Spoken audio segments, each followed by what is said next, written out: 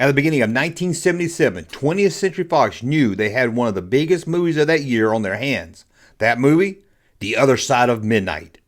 It is a time to dream, to fall in love, to feel the heartbeat of every living moment, of every endless day. With that sure hit on their hands, they could use it to get people to see the movie they thought might be the biggest flop of the year. A little film called Star Wars. Back in 1977, getting the movie from Hollywood to your local theater was a lot different than it is today. Today, any theater in your town will have the latest movie and would even show it on 4 or 5 screens. Back in 1977, theater owners would have to bid for the exclusive rights to show a movie at the local theater.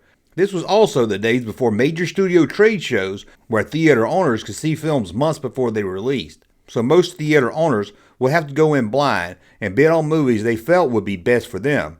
This could make or break a theater. If a theater owner bidded on 3 movies that turned out to be bombs, that could kill the theater, as their rival theater down the road could have all the hits locked to their theater for months. Even a movie that was a mild hit could hurt them if the theater down the road got it over them. When it came to bidding for the rights to show Star Wars, Fox wanted to make sure theaters wanted it. So they came up with a plan. Anyone who wanted what would be the biggest hit of the year, The Other Side of Midnight, would also have to get Star Wars, which would be released about a month earlier. This was a big gamble for theater owners. Take what they believed to be the biggest movie of the year, along with what could be the biggest bomb of the year. Some theater owners felt that was just too much of a risk. They'd rather risk losing the biggest film of the year in hopes of picking up another successful film. That was better than having a bomb play in their theaters for a few weeks. The Other Side of Midnight was based on a best-selling novel and had a buzz since Fox bought the rights. Star Wars, on the other hand, was based on nothing, from a director that only had one hit a few years before, and a cast no one had heard of. It was easy for theaters to pass over Star Wars. But there was some theater owners that felt Star Wars would be more than a flop, or at least they were willing to take a chance to show The Other Side of Midnight and hope Star Wars did okay. Chuck Vine became the head of distributing at Disney, but back in 1977 he owned his own theater, and he was one of those stuck with the decision to take The Other Side of Midnight and Star Wars, or take a risk of losing the hit of the year. He won the bid for Star Wars, along with The Other Side of Midnight, at his St. Paul struggling theater. The gamble paid off, with the theater making $250,000 on Star Wars alone, more money than it made in the previous 3 months with all the movies combined. Travis Reed became the head of distributing for Board Green Pictures. Back in 1977, he took a gamble and passed on not just Star Wars, but also passed on The Other Side of Midnight. There was no package deal for him, as he would bid and win the rights to show The Deep for his San Francisco theater. Jacqueline Bisset in a wet white t-shirt, he didn't see how that could fail. That film would go on to be the 8th biggest grossing film of 1977. It wasn't a bomb, but it sure wasn't anything close to Star Wars. The head of Arena Entertainment, Larry Greason, was president of the Mann's Theater in Hollywood in 1977. Lucas really wanted Star Wars to premiere at the Mann's Chinese Theater.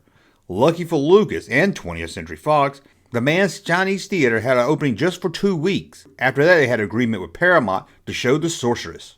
Fox didn't care. They felt all they needed for Star Wars was 2 weeks, and they booked the film. The rest, they say, is history. The Mann's Chinese Theater tried hard to get Paramount to move their plan of showing The Sorceress at their theater, but they wouldn't move. Feeling they could lose Star Wars to another rival theater, they moved Star Wars to one of their other theaters in Hollywood, revamped that theater, giving it new paint, new seats, and more. They then showed Star Wars at that theater for 2 weeks for 24 hours a day. After those 2 weeks, Star Wars returned to the Mann's Chinese Theater. Movie insiders, the Hollywood studio heads, even the local theater owners didn't believe Star Wars would do the business it did. There were some that felt it would be a mild hit for a few weeks. They didn't even see it raking in the thousands of ticket sales for the whole year. But what happened to the other film, The Other Side of Midnight? The film was loved by the critics, and on its June 17th weekend release, it would bring in $2 million. Not a complete bomb, but a modest hit at best. It would go on to earn $24 million on a $9 million budget. Today, that movie is mostly forgotten, and best known as that movie 20th Century Fox made people buy if they wanted to show Star Wars. I want to thank you for watching. As always, thumb up so you like my content, subscribe to the channel, and we'll talk again soon. The Other Side of Midnight.